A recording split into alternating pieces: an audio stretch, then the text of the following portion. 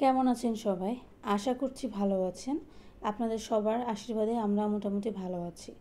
তো বিকেলবেলা হঠাৎ করে খুব সুন্দর একটা বৃষ্টি শুরু হয়েছে। ভাবলাম এই সুন্দর মুহূর্তটা আপনাদের সাথেও শেয়ার করি। বিকেলবেলা যদি বৃষ্টি হয় তখন আর বিছানায় বসে থাকতে ইচ্ছা করে না, মন চায় একটু বসে বসে বৃষ্টি দেখি। আমাদের রুমের পাশেই হচ্ছে একটা ছোট্ট বিল্ডিং। সেই বিল্ডিংটার ছাদ দেখা যায়, ছাদের মধ্যে বিভিন্ন ধরনের সবজি লাগিয়ে রাখছে। দেখেন কত সুন্দর পুঁইশাক গাছ হয়ে আছে, কিন্তু কখনো দেখি না পুঁইশাক গাছ কেটে তারা খায়। জানি না কেন লাগিয়ে রাখে যদি নাই খায়। তবে আমার কাছে মনে হয় যে এখন গিয়ে কেটে রান্না করে ফেলে। তো যেহেতু বাইরে বৃষ্টি, এই বৃষ্টির মধ্যে একটু খিদেও পেয়েছে, তাই ভাবলাম একটু নাস্তা বানাই। সার বাবাকে পাঠিয়েছিলাম বাজারে, বাজার থেকে কিছু কেনাকাটা করে নিয়ে আসছে। কি কি নিয়ে আসছে চলেন একটু দেখাই। এখানে নিয়ে আসছে লম্বা লম্বা সাইজের নুডলস, অনেকে এটাকে চাউমিন বলে থাকে, তবে বাংলাদেশে আমরা যারা থাকি বেশিরভাগ সবাই এটাকে নুডলস বলেই থাকে। তারপর সাথে করে দেখি আর একটা জিনিস নিয়ে আসছে, সেটা হচ্ছে মুরগি।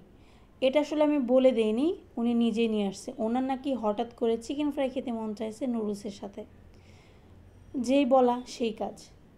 তো যেহেতু নিয়ে আসছে ভাবলাম একটু কষ্ট হলেও করে দেই। দুপুরবেলা যে রান্নাটা করেছিলাম সেটা গরম করা হয়নি। করলা আর হচ্ছে মলা মাছ দিয়ে একটা তরকারি রান্না করেছিলাম, তো এটা গরম করে রেখে দিলাম, রাতের বেলা খাবো। এরপর বিকেলবেলার জন্য মহা ভোজের আয়োজন শুরু করলাম। তো দেখেন এক হাতে নুডলস আর এক হাতে মাংস নিয়ে বসে পড়লাম মাংস কাটতে। মুরগিটা খুব বেশি বড় ছিল না, ছোট সাইজের ছিল, 1 কেজির একটু কম। তো সার বাবা বললো যে এখন নিয়ে আসবো, এখনই রান্না করবে, এখনই খাবো, একদম টাটকা টাটকা খাবো। তো বললাম ঠিক আছে যাও, তোমার যেহেতু খেতে ইচ্ছা করছে, যেহেতু বাইরে আবহাওয়াটা খুব সুন্দর, বৃষ্টি বৃষ্টি পড়তেছে, তাই ভাবলাম যে এই বৃষ্টির মধ্যে একটু নুডলস সাথে যদি চিকেন ফ্রাই হয় তাহলে তো কোনো কথাই নেই। আর মাঝে মাঝে একটু ভালো মন্দ খাবারও দরকার আছে। সবসময় তো আমরা নর্মাল খাবারই খাই, কিন্তু তারপরেও নর্মালের মধ্যে একটু ভালো মন্দ খাবার মাঝে মাঝে খাওয়ার দরকার আছে। তাই আর কি, অনেক কিছু চিন্তা ভাবনা করে ভাবলাম যে অলসতা করে বসে লাভ নেই, ভালো মন্দ খেতে হলে একটু গায়ে গতরে খাটতে তো হবেই। তারপর মাংসটা সুন্দর করে কেটে ধুয়ে পরিষ্কার করে মশলা দিয়ে মেরিনেট করে রাখলাম। এখানে হচ্ছে চিকেন ফ্রাইয়ের মশলা ব্যবহার করেছি রাঁধুনি ব্র্যান্ডের। তার সাথে ব্যবহার করেছি 1 চামচের মতো পেঁয়াজ রসুন আদা পেস্ট, সাথে হচ্ছে জিরে ধনিয়া বাটা আর হচ্ছে কালো গোলমরিচের গুঁড়া, সয়া সস। সব কিছু মশলা দিয়ে সুন্দর করে মাংসটা মেখে রেখে দিলাম সাইডে। এখন হচ্ছে নুডলসটা রান্না করব। তো নুডলসের সবজির জন্য আমার শুধুমাত্র বরবটিই ছিল, আর সাথে হচ্ছে মটরশুঁটি দিয়েছিলাম। অনেক দিন যাবৎ একটা কথা কানের কাছে ঘ্যান ঘ্যান করতেছি সারার বাবার কাছে, যে আমাকে কিছু পরিমাণ গাজর এনে দাও, কারণ গাজর যদি নুডলসে না দেই তাহলে কেন জানি না দেখতেও ভালো লাগে না, খাওয়ার সময়ও নিজের কাছে ভালো লাগে না। কিন্তু ঘ্যান ঘ্যান করে আর লাভ কি বলেন? সব কথা কি আর সবাই শুনে? অনেক দিন যাবৎ বলতেছি কিন্তু শুনছেই না। তারপর আর কি, বাসায় যা ছিল তাই দিয়েই ভাবলাম যে বিকেলের নাস্তাটা শেষ করি। তো সাথে শুধুমাত্র বরবটিটাই দিয়েছি, আর মেয়েকে বললাম একটু হেল্প করার জন্য। উনি এখন সুন্দর করে রেডি হয়ে নাস্তা খাওয়ার জন্য বসে আছে। আমি এখনও রান্না অর্ধেকটাই শেষ করতে পারিনি। তো 2টা ডিম নিয়ে আসলো। তো এখন চলেন আপনাদের সাথে শেয়ার করি আমি কিভাবে নুডলস রান্না করি। একটা কড়াই বসিয়ে দিয়েছি, পরিমাণ মতো পেঁয়াজ কুচি হালকা করে ভেজে নিলাম, একটু বড় বড় সাইজ করে কাঁচামরিচ কেটে দিয়ে দিয়েছি। যেহেতু ঈশানবাবু খাবে তাই কাঁচামরিচটা খুব বেশি ছোট করলাম না, কারণ যদি ছোট করি তাহলে দেখা যাবে যে খুঁজে পাবো না, ওর মুখে গেলে আবার এটা নিয়ে অনেক বাহানা করবে। তারপর হচ্ছে একটু মটরশুঁটি দিলাম, তারপর সবজিগুলো হালকা করে ভেজে এর মধ্যে 2টা ডিম দিলাম। এখন ডিমটা সুন্দর করে হালকা করে ভেজে এটাকে মশলা দিব এর মধ্যে। তো দিব হচ্ছে একটা নুডলসের মশলা। তো এই নুডলসটা যেটা আমি রান্না করতেছি এটা হচ্ছে 2টা কিনলে একটা ফ্রি। স্বপ্নে গেলে এরকম অফার আপনারা প্রায়ই পেয়ে থাকেন বা পাবেন, অনেকেই আছে জিজ্ঞাসা করেন, এর জন্য বললাম। এইরকম নুডলসটা কিন্তু স্বপ্ন যে ব্র্যান্ড বাংলাদেশে পাওয়া যায়, তো এই দোকানে গেলে আপনি এভাবে অনেক রকমের নুডলস পাবেন, যেটাতে 2টা কিনলে একটা ফ্রি, একটা কিনলে আরেকটা ফ্রি, এভাবে আর কি অফার থাকে। তো আমরা হচ্ছে এই নুডলসগুলো আনি মাঝে মাঝে। তো এইগুলোর একটা প্রবলেম হচ্ছে এই নুডলসগুলোর সাথে মশলার পরিমাণ খুবই কম থাকে। এর জন্য আমি যে নুডলস রান্না করি অনেক সময় দেখা যায় 2 প্যাকেট রান্না করি না 1.5 প্যাকেট রান্না করি, তখন একটার মশলা থেকে যায়। তো এইভাবে 3 থেকে 4 প্যাকেট মশলা আমার জমে আছে। তো ভাবলাম আজকে ওই মশলাগুলো এই নুডলসের ভেতর ব্যবহার করি। তারপর আর কি, সেদ্ধ করা নুডলসটা দিয়ে মশলা দিয়ে টমেটো সস দিয়ে সুন্দর করে নুডলসটা রান্না করে নেব। আর এখানে চিকেন ফ্রাইয়ের জন্য যে চিকেনটা মেরিনেট করে রাখছিলাম ওইটা ফ্রাই করার সময় হয়ে গেছে। আমি যেটা করি এখানে আমি আটা আর চালের গুঁড়া নিয়েছি। তারপর যেটা করলাম এখানে হচ্ছে চিকেন ফ্রাইয়ের মশলা যেটা আমি মাংস মেরিনেট করার সময় ব্যবহার করেছি, গুঁড়া মশলা, ওইটা হচ্ছে এই মিশ্রণের মধ্যে একটু মিক্সড করব। যে আটা ময়দা চালের গুঁড়া নিয়েছি তার মধ্যে একটু চিকেন ফ্রাইয়ের মশলা ব্যবহার করব। তারপর হচ্ছে হাত দিয়ে এই মশলাটা আটার সাথে সুন্দর করে মিক্সড করে নেব।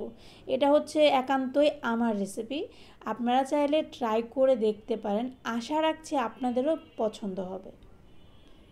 তারপর আর কি এক পিস করে চিকেন নিয়ে দেখেন কিভাবে করতেছি, হাত দিয়ে চেপে চেপে মাংসের গায়ে এই ঝুরঝুরে আটাটা লেগে যাতে যায় এমনভাবে চাপতে হবে।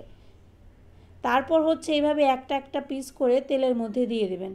এইভাবে চিকেন ফ্রাই করলে যেটা হয় খুব বেশি ক্রাঞ্চি হয়, এবং তার সাথে আমরা দেখা যায় ইউটিউব বলেন বা যে কোনো ধরনের রেসিপি চ্যানেলের কথা বলি না কেন, বিভিন্ন রকমের সিস্টেম দেখায় যে দোকানের মতো করে কিভাবে মুচমুচে এবং সুন্দর চিকেন ফ্রাই করা যায়।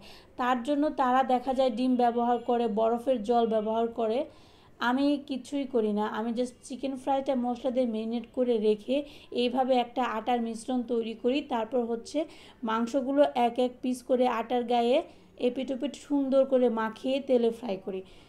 একটু ওয়েট করেন, যখন চিকেনটা ফ্রাই করা হবে তাহলে আপনারা দেখলেই বুঝতে পারবেন যে কতটা পারফেক্ট হয়।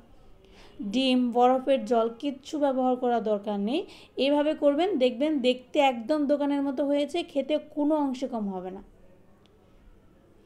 তো এখানে এখন আমি এক এক করে সবগুলো চিকেন ফ্রাই সুন্দর করে তেলে ভেজে নেব। একটু সময় নিয়ে করবেন, কারণ হচ্ছে যেহেতু মাংসের পিসগুলো একটু বড় বড়, যে একটু সময় নিয়ে না করেন তাহলে ভেতরের অংশটা দেখা যাবে একটু কাঁচা থাকবে। তারপর যেটা করবেন ভাজার সময় দেখবেন যে ভেতর থেকে একটু লাল লাল রক্ত বের হবে, হয়তো ওটা রক্ত না কিন্তু বের হয় চিকেন ফ্রাই করার সময়। তো এটা দেখে ভয় পাওয়ার কিছু নেই বা এটা ভাবার দরকার নেই যে এটা হয়তো হয়নি, কাঁচা রয়েছে, এটার ভেতর থেকে এগুলো কী বের হচ্ছে, মাংসটা মনে হয় ভালো না, এরকম একটা চিন্তা ভাবনা মনের মধ্যে আসে, এটা আমারও আসতো। কিন্তু যখন আমি প্রায়ই এইভাবে রান্নাবান্না করি বা চিকেন ফ্রাই করি তখন দেখতে পাই যে না, এটা সবসময়ই হয়, তার মানে এটা নর্মাল, এটা হবেই। তো এইভাবে আমি সুন্দর করে সবগুলো চিকেন আস্তে আস্তে ফ্রাই করে নেব। তো এই যে দেখেন আমার চিকেন সবগুলো ফ্রাই করা কমপ্লিট হয়ে গেল। এখন আমি এক এক করে তুলে নেব আর আপনাদেরকে দেখাচ্ছি দেখতে কতটা সুন্দর হয়েছে।